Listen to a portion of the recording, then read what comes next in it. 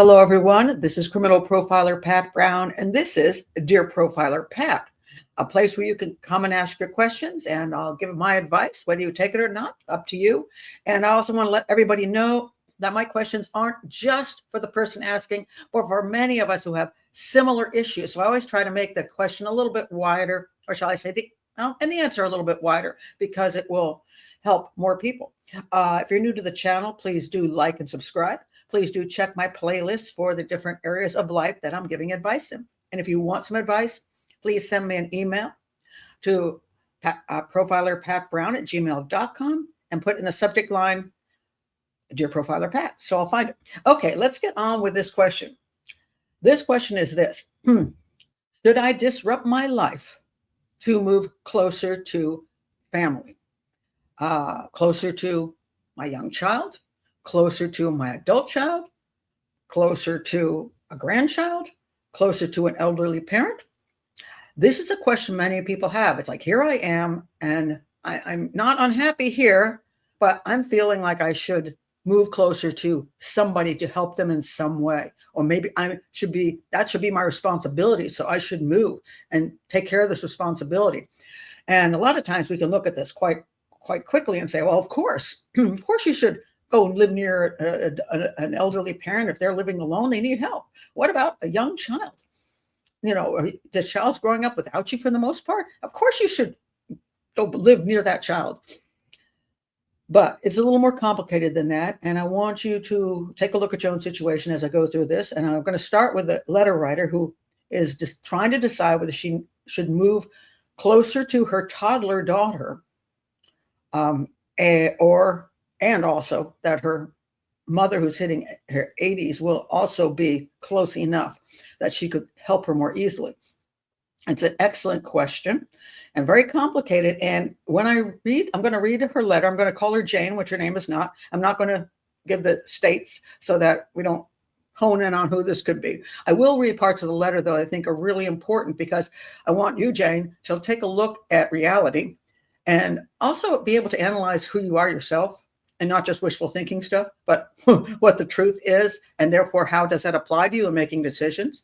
And that I will say to everybody else as well. A lot of times we want to jump on things and we say, oh, I can do this. And we have to look at ourselves first. Can we do this? And if we do this, will it impact others as well? We might say, oh, do I want to disrupt my life? But if you move someplace, you might be disrupting somebody else's life along with yours. So, yeah, and is that fair? And they're not even making that decision, perhaps. Maybe you're just making the decision. So anyway, I'm going to get to all of that, but let me start with the letter. I think it's just very interesting. So pay attention, listen, because it's quite fascinating. When you see in our life, we sometimes get into complicated situations, and then how do we deal with them to do the right thing? Okay. So this letter starts out, Jane writes that it's a long version. She's in her 40s now. And at the beginning of quarantine, she lost her job she loved. Many of us had that issue. Jane is single, never married, no kids, career-oriented, and had recently broken up and broke off an engagement with a man I'd been with for about 3 years, which is a heart-wrenching experience. Now think about this, okay? This is an important part. With somebody for 3 years and broke it off. Didn't say why it was broken off, but Jane, apparently you broke it off. So therefore, what was wrong with this guy that you felt a need to break it off, even though you apparently still had feelings? But you did. So it must have been something serious enough. All right. I began dating a longtime male friend who I'd met through another ex. Got too many exes here. That's one thing you got to take a look at. Very important. You got too many exes. Another ex years before. They were best friends. He had a job offer in another state, so I began job searching in that state. We were falling in love and having fun, and the idea was exciting since I'd never lived anywhere else and always wanted to. So this place was a nearby state, so it wouldn't be going too far away from where the mom lived, where the elderly mom lives. I ended up landing a dream job in that state. We moved here together about 8 months into dating. As I always point out, that when you move together within 8 months, and you've just come out of another relationship, are you rebounding? Is your head on straight? You're falling in love again really quickly, and then you're moving someplace with this person, putting all your eggs in that basket. Now you had a good job, the dream job That is important, and you should keep that in mind. Um, so then they relocated, and they had to do some quarantining. It was pretty tough, and it brought out the worst in him, I would say. I'm sure it contributed, but he was insecure and a little controlling. He got aggressive and violent with me. That's not a little controlling. That's a lot controlling. You're in an abusive relationship. When the world started opening up again, about 4 or 5 months after we moved, we both made friends with different groups. I began going out separately with my friends, and he reacted harshly. One night he locked me out and wouldn't let me in, so I stayed with a female friend and called the police to get my things back and my phone and my dog. Police came, he filed a restraining order against me, claiming I was emotionally abusing him by neglecting him. All I could think was, what the? He was about 6 years younger than me and obviously more immature than I had realized. No, what you didn't realize was that he had a personality disorder and is abusive. And I'm wondering whether in your past, you've had similar situations. A few months later, I ended up running into an old friend while at a concert in another state. One weekend, we began long distance dating. Okay, so now you're just out of this, and now you're in another one. This only lasted a few months, but during that time, I became pregnant. Now, I get it. This is an unfortunate bad break for you, Jane. Yes, that you were told you could not get pregnant by your doctor, which sucks. And you're 42 years old, and so what the heck? Didn't expect this to be an issue, but now there you are, pregnant. And Jane is right in thinking, she says, it's a terrible timing bringing a baby into the world. So what do I do? Jane goes ahead and has the baby, is considering putting the baby up for adoption. Why? Because the father he's got problems. He's messed up. He's got emotional problems. Okay, so the baby daughter's born. I wanted to keep her, so I tried to have her here with me for a few months. I live alone in a small apartment with my dog. It was harder than I imagined. Yes, you have your dream job, which probably takes a lot of time, and you're trying to take care of a baby. I don't know how much your dream job pays you, but being a single mom is not easy. So I came to a realization I couldn't feasibly do it. My daughter needed and deserved much more support than I could provide on my own. I told her dad what my choice was, and he knew all along, as considering adoption, he was on board with it. He himself did not want kids. He was 46 at the time. A great loving person, but had mental health struggles such as crippling depression and anxiety. Okay, so again, you're hooking up with people who are not stable. Keep this in mind. One guy after the other is not stable. All of them seem to have emotional problems. And yet you're putting yourself in a relationship with them, either living with them, dating them long-term. And of course, you don't plan to have the kid with them, but now you do. So your choice of men sucks. Just keep that in mind. They suck. And this is going to be important when you make your decision about whether you should move near to your daughter or not. So then Jane says we needed a place with a family. He refused to agree with me. And then after she was born, I guess she hadn't been born yet, he changed his mind. And now he wanted to be the primary caretaker. But he's not exactly stable, right? So it's been almost 3 years now, and she's thriving, but it's not due to her dad. She's been primarily living with her grandparents and spends most weekends here with me. It's a 2.5-hour drive, and we meet in the middle to do the exchange. Her dad is in a deep depression, has a very small part in her life. Okay, so your daughter is not dependent on her dad, who is sort of around, but in that area, but kind of useless. But still, I guess she could see him for like dinner occasionally at grandma and grandpa's house. But she is in a stable place, which is her grandparents' house, for 3 years. Those essentially, she'll call them her grandparents, but they're in a parenting role. And she does know you're her mom. So that's a nice situation that your motherhood hasn't been taken away from you, even though she's not living with you, because she does know they're her grandparents, and she knows who you are. So it's kind of a fortunate thing. They are amazing that they're taking care of her like that, because if he's 46, I'm going to say they're 66, 76. So that's a lot of work for somebody, because I know as when my granddaughter was born, I helped out. It was a lot of work. They're doing this, and it's amazing, and they're willing to drive an hour and 15 minutes to meet you to do the exchange so you can have your daughter for the weekend, which they seem phenomenal. On top of that, it says here, I consider his parents my second parents. That family's been wonderful and supportive to me. And then let's see, she is provided for them and very well. I've not taken $1 from them and vice versa. We agreed via a lawyer never to request child support from each other. Now, again, this is what nice people these are. Um, and your daughter has a stable home. Now your question is this, because you enjoy your weekends with your daughter. You would like to be with your daughter. I get that. My daughter and I have the most amazing bond. I've taken her on many trips and adventures. I make every moment count and give her my undivided attention when I have her. And she included a beautiful picture of her beautiful daughter. And by the way, a very attractive woman, too. So I see why guys like it. I just love your shows. Okay, well, thank you. And value my opinion. What should you do? Should you move? Now, there's the problem. You now want to know whether you should move. Let me go back to your beginning question here. Should I move closer to the family, to your elderly mother who's now turning 80, and your daughter who, if you move near to where your daughter's living with the grandparents, you could see her more often, be more part of her life. And doesn't that sound great? But what you say is you're reluctant to give up the job that you had for 3 years and the new group of friends that you seem to be very comfortable with. Okay. So, do I think you should move to be closer to your daughter? Absolutely not. Why? Because you do not have a history of stability. Okay. You finally got a job that's made you stable. According to you at the moment, there's no guy in your life, which would be a good thing because you don't pick well. You really don't pick well. And that is something you don't need to bring into your daughter's life at this moment either.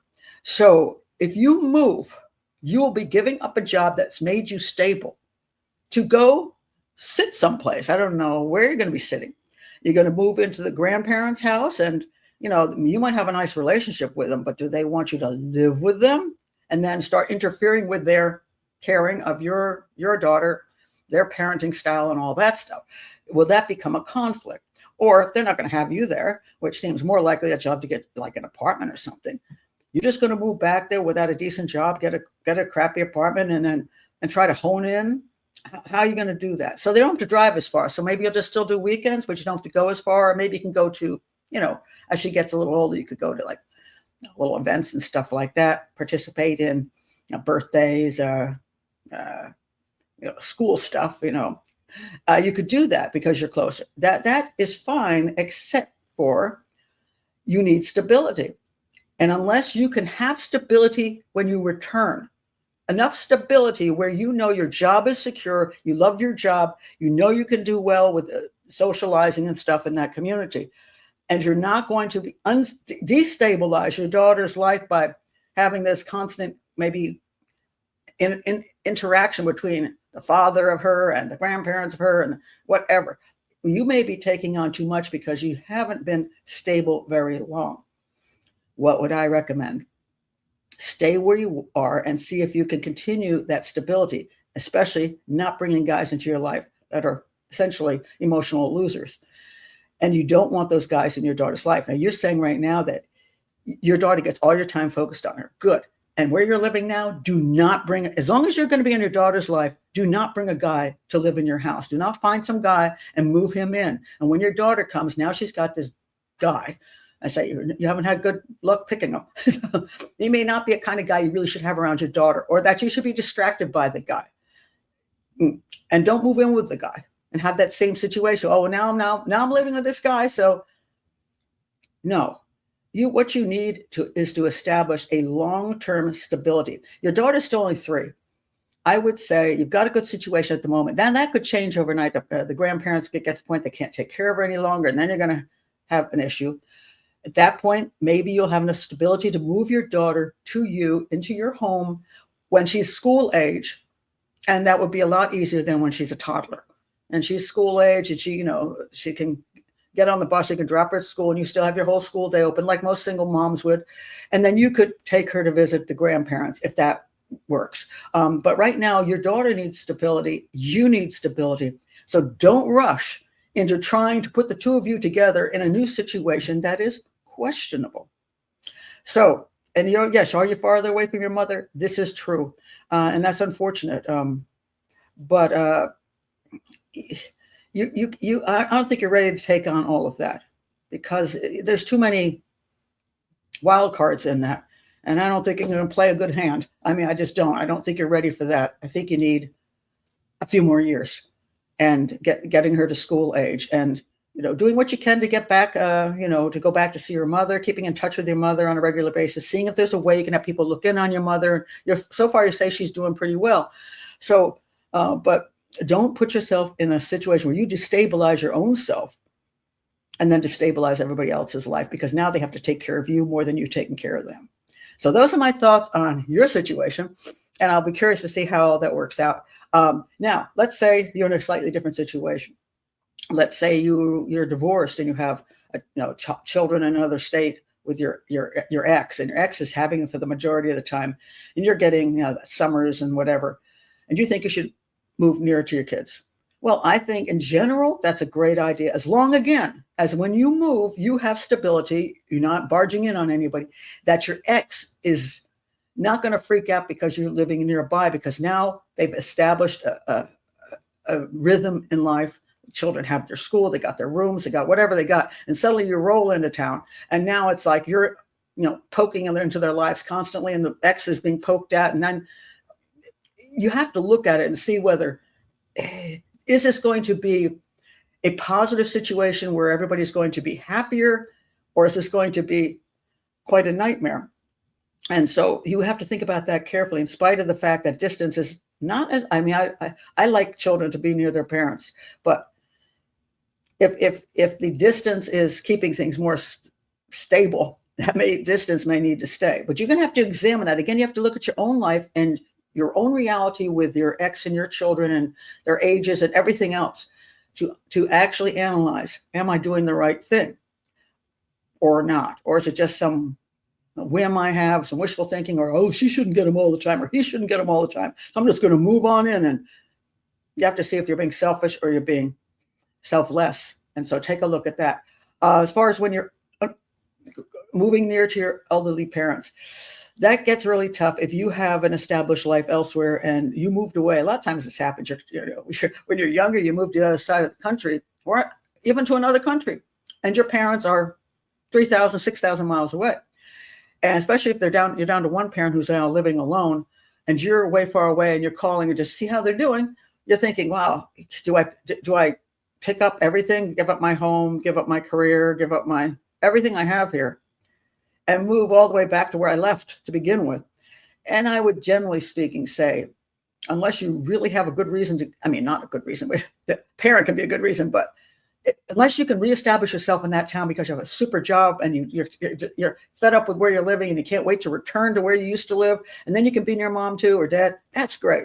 Otherwise, is it going to work? Can you move your parent near you? Now, again, you have to ask, are you destabilizing their lives because you don't want to, oh, well, it doesn't matter if they give up their home and all their friends. They're going to be living here with me in the basement, Is that going to make your parent happy? Oh, I want them to be safer. So you don't want them alone in their house, but you want them to be unhappy in your house.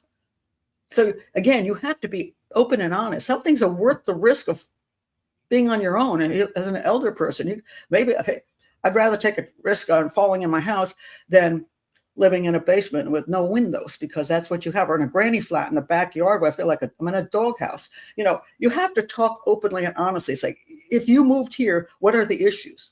That would we all end up finding a way to make it really, really work? Or would this be a disaster? Do you get along with us well enough? Do you get along with the spouse well enough? Do you have things you could do in this area? If you're living in the house, do you live on the same floor as us, so that you could just walk out to the living room and walk into the kitchen? Or do you feel like a little, a little rat in the basement? Or if you live in that granny flat, yeah, you got all your stuff, but do you still feel so separate that you're not even part of our lives, and you feel like you're afraid to even walk across the yard to come into our house? So you have to really look at the situation. And the last one I'll say is, if you're seniors who want to move near your grandkids, hear this a lot too. Well, we're so far away from the grandkids, we should move, or I should move to be near my grandkids. So, but then you give up your home, you give up your all your friends, you give up everything in your town so you can go move near them. And now you're sitting in that town and they're too busy to see you. And then they feel like, oh my God, we got to keep including them. And it gets being awkward. And you're like, well, should we go over there? Should we invite them over? And unless you have a very close relationship and you're going to work well together, you may find yourself just as separate when you move across the country and live down the block. Or you may not, but you have to, again, examine it. Do you want to do this? Do you want to give up everything in this place to live there? And do they want you there? If you're going to do that, I'll always recommend don't sell out. Go rent near, talk to your family, say, I'd like to rent in the area, see whether this would work for the both of us. If it doesn't, we've had a really great 6-month vacation, out here. And we'll get to know whether this is a town we like or whether we have activities here, stuff for seniors, whether I can work out here because not all seniors are retired. So can I work in this location? And is our presence in the area actually uplifting the family and we're all having a good time, or has it just become stressful for whatever reasons? Be honest and don't just jump because you get yourself in trouble that way. So anyway, those are my thoughts on this. If you have thoughts on what you had to decide, put them in the comments below, because I do like, and I think everybody likes hearing other people's situations and how they figured it out, or if they did something, thought it was the right thing and turned out to be a disaster. We want to hear those too, because sometimes those are very instructive. So anyway, thank you for being here. Again, if you're new to the channel, please do like and subscribe, and I'll see you next time. Bye.